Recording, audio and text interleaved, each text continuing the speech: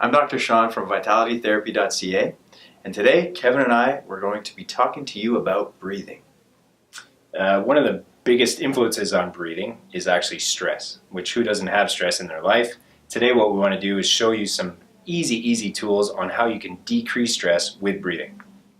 Traditionally, or I would argue that most of us are breathing in our chest. So we call it clavicular breathing, when in actual fact we should be breathing with our diaphragms or belly breathing. So one of the main focuses we want to do today is show you a little bit on how to breathe through the abdomen into the pelvis instead of breathing up in your chest. Now there are many effects that this has on the body, some of which include regulating our autonomic nervous system. It has to do with being out of balance. We have two nervous systems that help balance our body. One is the sympathetic, when you're stressed and you're in fight or flight, and the other is the parasympathetic, which is rest, recovery, feed, and breathe.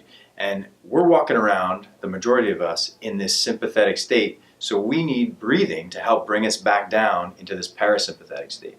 Now the other one is actually just bringing oxygen into the body. In order for us to survive, we need this oxygen. So depending on how efficiently you breathe, that's how much oxygen you're going to have in the body. So we want to show you a maximum way to do that to increase the odds of having the most amount of oxygen possible. Yeah, in terms of elements, oxygen is first on the priority list, but right in front of water.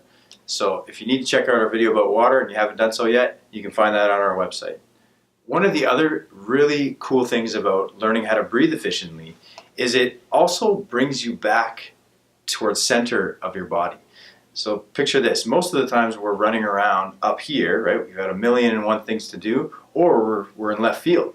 So when you breathe, when you take 5 minutes out of your day to breathe, you not only oxygenate your body, but you bring yourself back towards center. Which helps you focus more, be more concentrated on what you're supposed to do in terms of work, with your kids. So the best thing we could do is actually to breathe like that in order to be more centered and be attentive to what we're trying to do. Okay, now, in order to show you guys, we're going to just go through a few little steps of sensing where you're supposed to be breathing. So most of us, if you take a deep breath in, you'd probably feel like your chest is coming up like this, and that's that traditional kind of like chest breathing that we were talking about. Now what we want to do is we want to breathe a little bit more into the abdomen and pelvis in order to expand in this level. So if you take a deep breath in and you put your hands on your abdomen, you should be feeling the stomach pushing out as you take a big deep breath and then coming back as you let go. So this in effect is really trying to get the center and the diaphragm pulling down in order to bring in the maximum amount of oxygen. One of the things I like to have my patients visualize is a respirator in the hospital. So if you've ever seen one of those, it's like you'll see this big, it's a cylinder, and there's this diaphragm that actually pulls the air down. And that's exactly what our diaphragm should be doing. So the lungs are the cylinder, and your diaphragm, when you breathe, pulls the air down. And that helps you breathe efficiently, oxygenating your blood, regulating your nervous system, and bringing down that stress level.